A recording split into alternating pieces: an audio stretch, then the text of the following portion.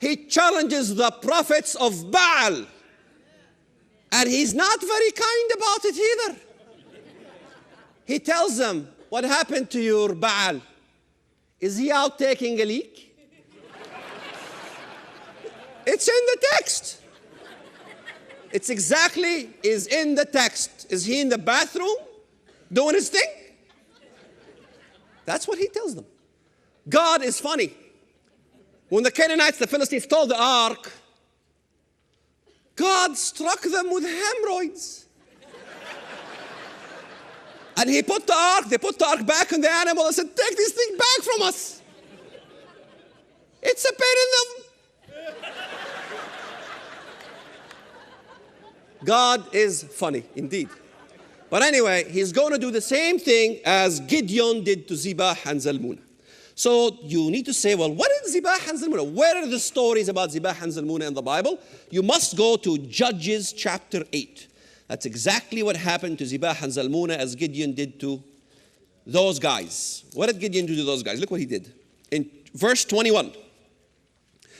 So Zibah and Zalmunna said, rise yourself and kill us, for as a man, so is his strength. And so Gideon arose and killed Zibah and Zalmunna and took the crescent ornaments that were on their camels' necks. I know you got an NIV and you can't find it.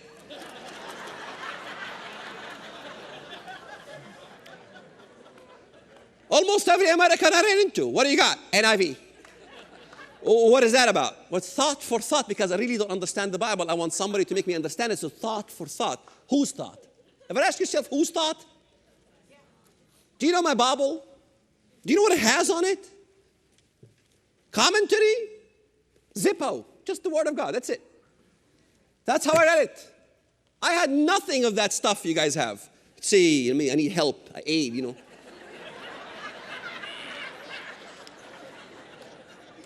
Search engine.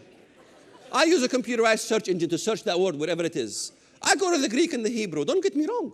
I'm not against those utilities. But all what you need, Greek and Hebrew, let's see, a good Bible dictionary and the Bible, and you're set. 4 books. That's all you need. Maps, good solid maps. Where's all these places? I don't know where these places are. That's all you need. And you're home run. Home run. Understand what the allegories mean, how to unlock those allegories, and enjoy for the rest of your life. I don't worry about going to jail for the rest of my life. I need a book. If you give me the Bible, I have, that's enough. In fact, even when I was doing photography, filming with documentary people, you know, every time you get together with people in the media, documentary, they're usually heathen, you know. What do you think about? Oh, well, you know, we have a, you know, everybody, we all worship the same God, as usual. We all worship the same God. I said, let me ask you a question and tell me honestly.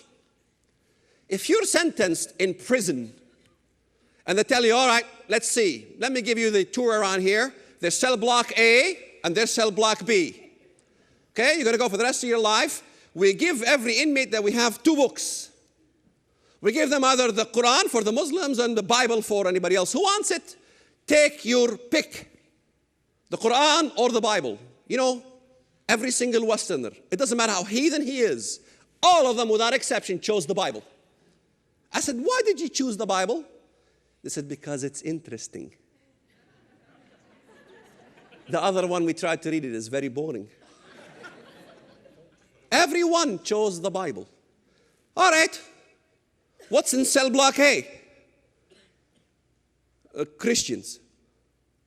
What's in cell block B? Muslims. You have a choice. You can go to cell block A or cell block B. Everyone chose the Christian sect. The section. Not one chose the Muslim section. Are you racist? Divisive, Islamophobe? No, I really know that if I go with the Christians, things would be okay. Everybody knows it. I can pick on the Christians for the rest of my life. Nothing will happen to me. Absolutely nothing. I've done it as a Muslim all the time, picked on the Christians. We love you. It's great. You go to the Muslims and you pick on them, and it's like, I'll kill you.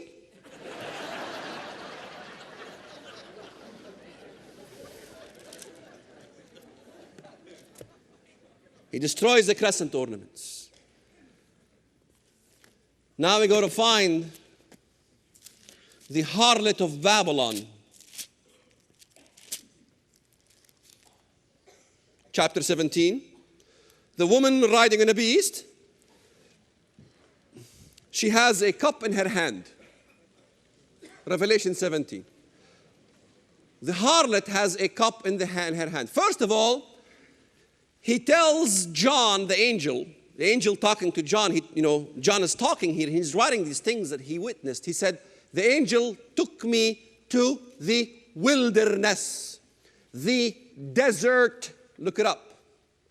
And there he showed me in this desert, in the place of an empty expanse, a woman riding on a beast. And then he tells him later on, John, why do you wonder what the woman is? I will tell you. Really? Wow, a key to unlock things. He says the woman that you see is a city. It's a geographic location. It's a place in a desert. He took John to the desert to show him this vision. I had one objection that says, wait a minute, Walid. Yeah, he took him to the desert, but there he saw the video. That's all he saw. In the desert, he saw the video. I said, excuse me. Let me take you to every place in the Bible where the angel took somebody somewhere and took him up to a mountain, showed him the Mount of Zion or the Mount, the Temple Mount. It was a mountain. He took him up on the mountain. He took me to the valley and he showed me dead bones. Valley, that's Auschwitz, man. That's the destruction of the Jews. I will gather all these bones and he'll make the nation. He'll give birth to it. Amazing, in one day.